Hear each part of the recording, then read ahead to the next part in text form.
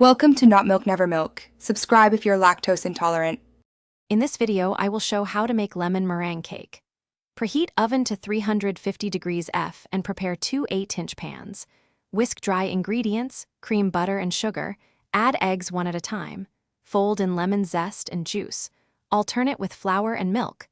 Bake until golden and springy, cool completely before assembling with lemon curd and meringue for best results. Begin by combining fresh lemon juice, zest, sugar, and eggs in a saucepan over low heat, whisking constantly until the mixture thickens and coats the back of a spoon. Immediately remove from heat and whisk in cold butter cubes until smooth and glossy. Then strain through a fine sieve to remove bits and cool quickly in a shallow bowl. Stirring occasionally to prevent film formation, start by whipping room temperature egg whites with a pinch of cream of tartar until foamy. Then gradually add granulated sugar while whipping to achieve glossy, stiff peaks. Fold in a small amount of stabilized egg white if needed to maintain structure.